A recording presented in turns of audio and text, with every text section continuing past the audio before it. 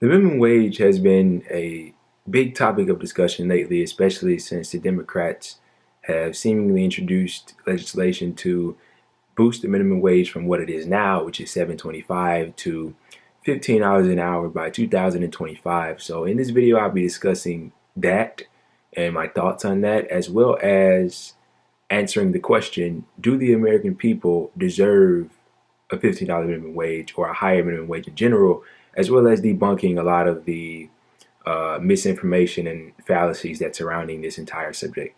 So first and foremost, what I like to do is read for you what the AFL-CIO has to say regarding to raising the minimum wage. So they say, and I quote, despite 2/3 of Americans supporting raising the federal minimum wage to $15 an hour, it has stood at $7.25 an hour since July 2009 when it was last increased. Since then, it has lost 14.8% of its purchasing power to inflation in 2018 dollars and 28.6% less than it was at its peak in terms of purchasing power in 1968. In fact, had the federal minimum wage kept pace with workers' productivity since 1968, the inflation-adjusted minimum wage would be about $24 an hour. The labor movement has long advocated that working people share in the wealth we help create, and our income should rise as we become more productive. Increasing the federal minimum wage would be a positive step in rewriting the rules of our economy so that it benefits working people. Raising the federal minimum wage to $15 an hour by 2025 would raise wages of up to 27.3 million workers and lift 1.3 million families out of poverty, according to a report by the Congressional Budget Office. Even in a struggling economy, studies have shown that increasing the minimum wage doesn't damage job growth. In fact, a landmark study found the opposite. Employment increased, as did consumer spending in the years following the increase. So, with that there, that should give you a quick little summarization of what the actual merit of the argument is for a higher minimum wage increase. But allow me to elaborate a bit further. So, the cost of living has skyrocketed since the 1960s. And allow me to provide you with a couple of facts to back up that statement. So, the cost of rent since the year 1960 to 2000, the cost of rent has gone up nearly 750% from the 1960s to 2000. That's only to 2000. It's 2021 for those of you that aren't aware what year it is. Adjusting for inflation, the increase comes in at 46%. Homes. The value of homes has risen 905% since the 1960s with inflation. The increase is still a whopping 73%. Once again, that's from 1960 to 2000. Private college. Private nonprofit four-year college costs have gone up nearly 400% since the 80s. Even when accounting for inflation, students at these universities have seen a 129% increase over the past 3 decades. That's calculated up until 2018, so that's a more recent study there. Public college.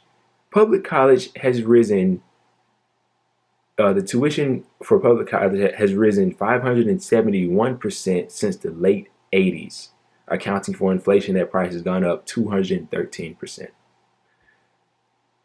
And just for those of you who don't know, so over the last 30 years or so, since the late 1980s to now, healthcare prices has also risen over 50%.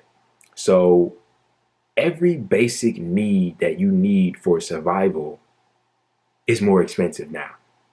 But the thing that you need to afford these basic needs, which aren't given to you in this country as they are in many other countries, right? Things like healthcare, jobs, etc., etc.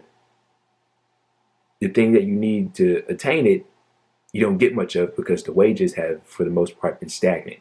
As I just read to you, the last increase was in July 2009. So let's get into this.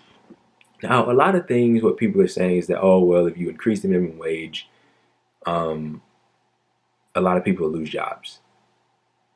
I think there was a study that was done that says like around 1.3 million people would become unemployed as a result of increasing the minimum wage. Here's my simple solution to that. Have the government step in and employ those people. Give those people federal jobs. If you harken back to the FDR years, he did exactly that, coming into or when they were dealing with the Great Depression. He created the WPA through executive order, and that alone employed 3 million people. And throughout his tenure in office, I believe with his federal jobs program and whatnot, I believe he employed somewhere between 12 to 15 million people. Why can't we do that now? Why can't the Democrats step up to the plate and employ people that may lose their jobs? And also, I would like to add, if you're a business owner and you can't pay your people a living wage, a wage that they can survive on, I would question your credentials as a business owner. And I don't think I actually answered the question that I proposed at the beginning of the video, but allow me to do so now. Do the American people deserve a higher minimum wage, a $15 minimum wage to be exact? Yes, and I believe that they deserve much more than that. But another thing that people are saying is, the naysayers is small businesses. So what about small businesses? They're going to go out of business. Why? Why would small business have to go out of business? Even dealing with this pandemic right now, I understand small businesses are getting hit pretty hard. 60% of small businesses that have closed during this pandemic are permanently closed. Why not have the government step in and give them subsidies? They've stepped in and completely socialized the market for big businesses and corporations. Why can't we help out the small businesses in the same way that we kept the big businesses and corporations afloat? You see what I mean? And there's endless evidence in other countries that having a higher minimum wage would not derail the country as a whole or cause mass unemployment of the likes that we've never seen. All of this is fake, propagated by people that don't want the minimum wage increased. Now, I kind of jotted down a couple of solutions and things that I believe should happen in regards to the minimum wage. Point number one, I think the minimum wage should be attributable to everyone. So pass legislation to have the minimum wage apply to literally everyone. Okay? That includes prisoners, for instance. If you know anything about how this works, so like if there's like a fire, like a wildfire in California or something, they'll release prisoners who have been trained as firefighters to go put out that fire. But what you'll learn is that a lot of the times these people are making like a couple cents an hour, like $1, if even that. And that's just inhumane. That's not an exaggeration by any means. So I would have this $15 minimum wage apply to literally everyone that it can apply to. Secondly, attach the minimum wage to the cost of living. That's the only way to really solve this problem of the minimum wage being too high or too low. There's a lot of institutional